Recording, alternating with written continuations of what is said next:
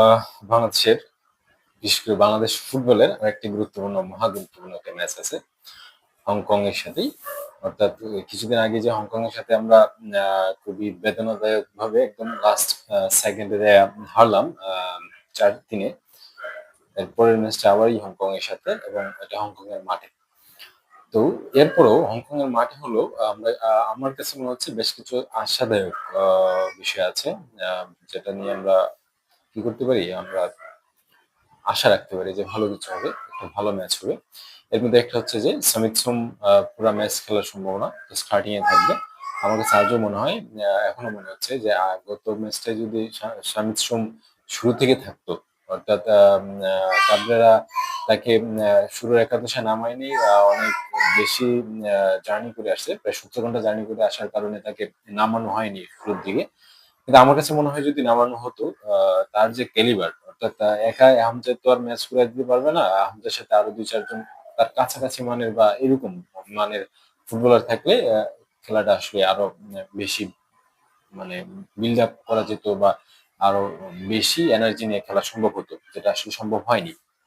কিন্তু আ যেটা যেহেতু সামির সোম আগামী ম্যাচে অর্থাৎ আগামীকালকের ম্যাচে শুরু থেকেই স্টার্ট করবে আশা করা যাচ্ছে। তাহলে এটা একটা বেশ পজিটিভ সাইড এবং আমার মনে হয় জায়েন আহমেদকেও শুরুতে আনা যেতে পারে, আনবে। আশা করি আনবে অন্তত। কাবরেরার মাথা যদি ঠিক থাকে অর্থাৎ আমরা দেখছি যে আ হংকং এর সাথে সর্বশেষ ম্যাচটায় জায়ান আসার পরেই কিন্তু মানে আক্রমণগুলা হলো, ক্রস গুলা সে দিচ্ছে।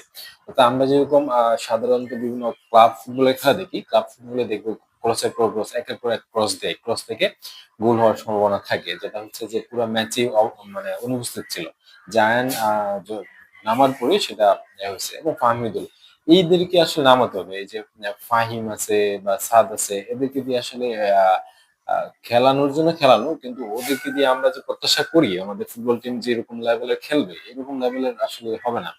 কখনো হবে না। কারণ তারা ফাহমিদুলের কথা বলেন বা জায়েন আহমেদের কথা বলেন, তারা যে টায়ারই খেলুক না কেন, তারা ইউরোপ বা এইসব দেশের অর্থাৎ যে দেশে মানে খুব হাই লেভেলের ফুটবল খেলা হয় একদম প্রফেশনালি, সেই দেশের তাদের যে এনভায়রনমেন্ট, সেই দেশের কালচার থেকে তারা উঠে এসেছে। হয়তোবা হামজার মতো বা সামসুমের মতো একদম টপ লেভেলে খেলে না। টপ লেভেল না খেললেও তাদের যেই ক্যালিবার আছে, এই ক্যালিবারের ধারে কাছে কিন্তু আমাদের দেশের ফুটবলার নেই। তাহলে আমার মনে হয় যে আ এই জিনিসগুলা যদি কাবরেরা মাথায় নিয়ে আগায় এবং আ আ শুরু থেকেই যদি আ সামির সোম, আ হামজা, জায়েন আহমেদ, তারপর হচ্ছে যে ফাহমিদুল এরা খেলে, তাহলে আমার মনে হয় যে ভালো কিছুই হওয়ার প্রত্যাশা আমি রাখি অন্তত। আ গত ম্যাচটা খুব যে খারাপ খেলছে এরকম না। অর্থাৎ হংকং অনেক আগে আমাদের থেকে তারপরেও আমরা জেতার মতো অবস্থা ছিল একসময়। এটলিস্ট ড্র আমরা করতে পারতাম। আমার কাছে এটা মনে হয় যে জয় না পাইলেও এটলিস্ট ড্র করার মতো আমরা খেলেছি।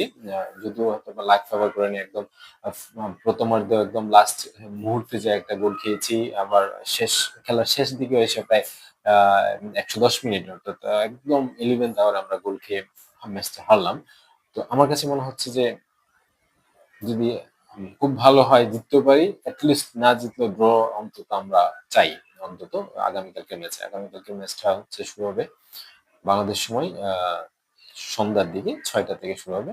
ইনশাআল্লাহ ভালো কিছু হবে সেই প্রত্যাশা রাখছি। এবং হামজা বাহিনীর জন্য বিশেষ করে হামজা সোনার জন্য খারাপই লাগছে। তাদের যে ফাহমিদুল তাদের যে আ এক্সপ্রেশন ছিল হারার পরে ম্যাচটা। আশা করি একটা ভালো ম্যাচ হবে এবং তাদের হাত ধরে বাংলাদেশের পুনর্জাগরণ যেটা হবে ফুটবলের আমরা চিন্তা করছি সেটা শুরু হবে।